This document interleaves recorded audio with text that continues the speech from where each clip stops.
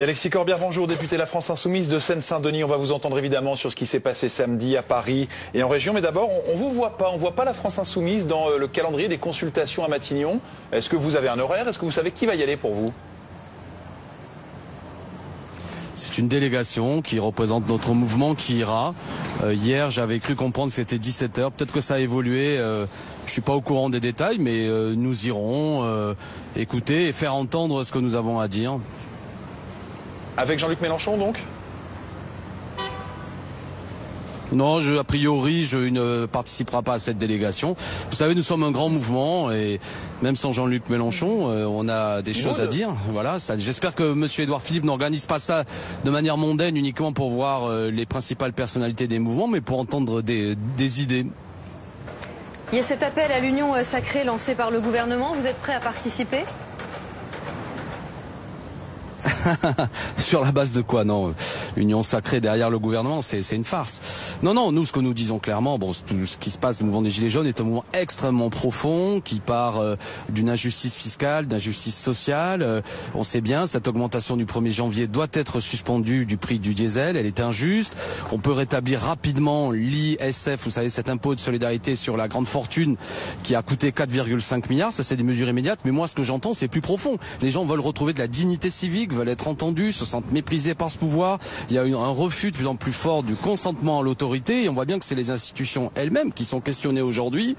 J'entends parler d'assemblée citoyenne, moi je mets le mot assemblée constituante, en fait des lieux où le citoyen retrouve la parole, retrouve le pouvoir et pourquoi pas pour forger, pour débattre de nouvelles institutions, de nouvelles règles. Comment on contrôle les élus, comment on fait en sorte qu'entre deux rendez-vous électoraux, le peuple reste acteur. Parce que finalement, d'un point de vue philosophique, politique, ce mouvement pose une question. Qui est le souverain? Le peuple ou le monarque, fut-il élu? Moi, je pense que c'est le peuple. Et là, on a un Emmanuel Macron qui dit j'ai été élu il y a 18 mois, j'avance, même contre mon peuple. Et ça ne va pas.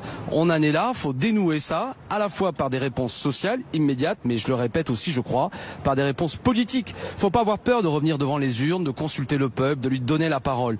Parce que c'est ça que nous disent les Gilets jaunes. C'est de là dont vient cette rage et cette colère de gens qui se sentent méprisés, pas entendus, qui ont l'impression que le bulletin de vote ne sert plus à rien. C'est les institutions elles-mêmes qui sont questionnées. C'est toute forme d'autorité aujourd'hui qui est rejetée. Ça, c'est très profond. Et c'est pas par des gadgets de communication que ça va s'éteindre. Dans les rues de France ce week-end, dans les rues de Paris notamment, parmi le peuple qui avait le gilet jaune, il y avait l'ancien président de l'œuvre française. On a vu des graffitis du GUD, on a vu des croix celtiques, on a vu des cœurs sacrés de Jésus, on a entendu on est chez nous. C'est pas tellement le peuple de la France insoumise, ça. Est-ce que ça vous pose un problème?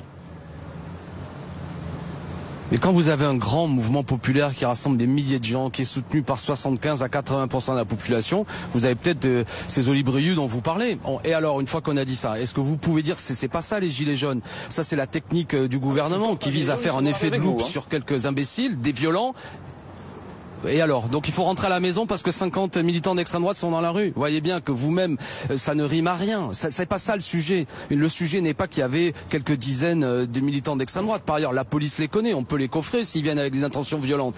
Vous voyez bien, moi je ne participe pas à cette technique de communication du gouvernement qui vise à mettre uniquement le zoom sur quelques individus violents pour dire tous les gilets jaunes sont violents. Il y a eu des choses que je ne tolère pas. Moi je suis contre la violence de toute manière. Je pense qu'il faut un grand mouvement pacifique dont la force vient du nombre et de la détermination.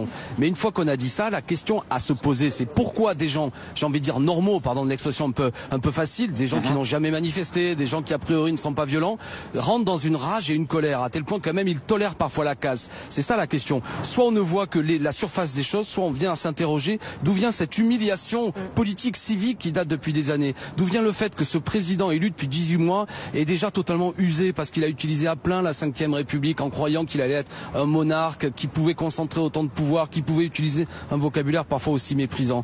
Tout se paye. Et le mépris se paye aujourd'hui. Donc vous voyez, c'est profond tout ça. Et de grâce, ne perdons pas de temps à discuter de savoir s'il y avait quelques néo-nazis dans la manifestation. Il y en avait sans doute. L'essentiel, l'ultra grande majorité des gens qui étaient là, j'ai parlé avec beaucoup de gens, et vous aussi vous avez fait ce travail sans doute, c'est des commerçants, des artisans, des gens qui souvent s'abstiennent d'ailleurs aux élections, qui en ont ras-le-bol, qui sont en colère, et qui ne peuvent être assimilés à des groupuscules violents. Merci beaucoup Alexis Corbière. La France Insoumise qui sera reçue tout à l'heure à Matignon.